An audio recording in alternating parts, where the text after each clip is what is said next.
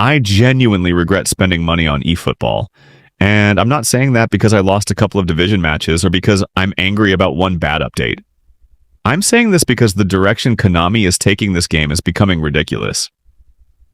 eFootball 27 has barely started, and we are already seeing signs of another cycle where the players we spent money on yesterday are slowly going to become less valuable tomorrow.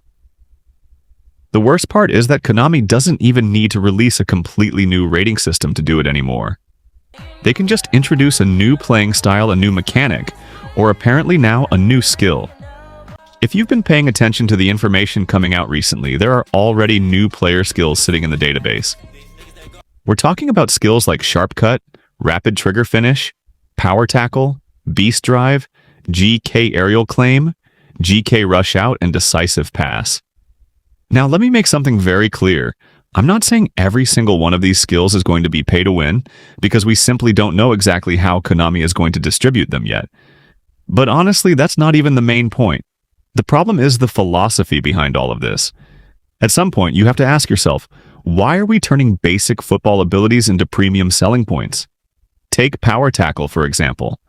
Defenders being able to make strong and effective tackles should be one of the most fundamental things in a football game. Or Rapid Trigger Finish. A striker being able to get a shot away quickly shouldn't feel like some exclusive superpower that you need a specific card to access. Yet this is slowly becoming the direction of eFootball. And this is where I think Konami is getting extremely clever with the way they monetize the game. Instead of simply making a player faster, stronger, or higher rated, they can create a new mechanic, attach it to a skill, put that skill on a shiny new Epic or Showtime card, and suddenly the old cards start feeling outdated. We've already seen how powerful some of these newer skills can become. Long Reach Tackle completely changed how people looked at certain defensive players, while skills like Phenomenal Finishing, Blitz Curler, Magnetic Feet, and Visionary Pass have created situations where having the right skill can matter just as much as having good stats. So now imagine this cycle continuing. You spend money on a player because you believe he is one of the best defenders in the game. A few months later, Konami introduces another mechanic, then another skill, and then another card, with a combination of abilities that your old player simply doesn't have.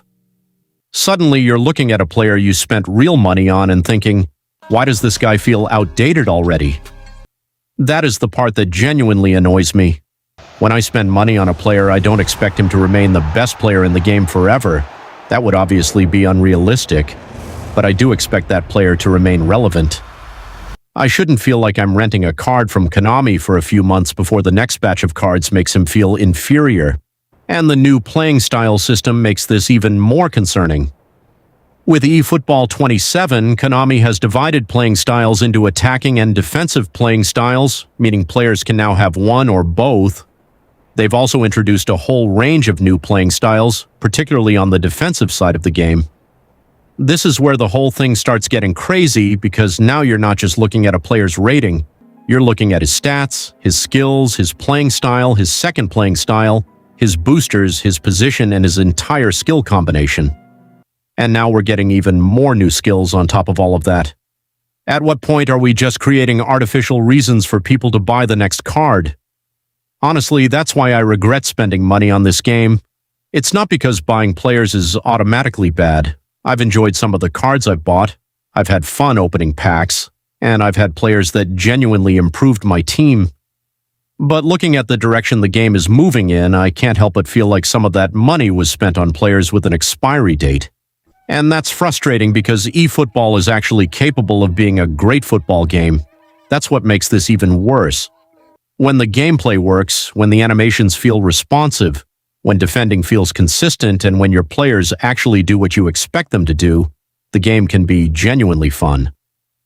But then Konami finds another way to complicate things, another mechanic, another skill, another card, and another reason to make you feel like your current squad isn't enough. And we're only at the beginning of eFootball 27. That's the scary part. I'm not saying your old players are completely useless right now. I'm not saying you need to throw away every epic you own. I'm saying we need to pay attention to the direction this is going. Because if Konami starts locking increasingly important gameplay mechanics behind specific skills and specific cards, eventually the question won't be, who is the best player? It'll be, which player has the mechanics Konami wants us to buy. And I don't think that's healthy for the game. I don't want to spend money every few months just to keep my squad competitive. I don't want a Maldini I bought previously to suddenly feel like he needs 3 new skills and another playing style before he can compete with the latest defender. I want the player I paid for to actually feel valuable. Most importantly, I want skill to matter more than whoever managed to pull the newest broken card. Because right now, eFootball is becoming incredibly frustrating. If I knew the game was going to keep going in this direction, I probably wouldn't have spent a dime on it. Konami has created a game where they can reset the value of your squad without actually resetting your squad. And as a business model, that is honestly very clever. But as a player, it feels terrible. I'll still play the game, I'll still enjoy it when it's fun, and I'll still make videos about it, but I'm definitely going to think twice before putting my money into another pack. Because at this point, I'm starting to realize something.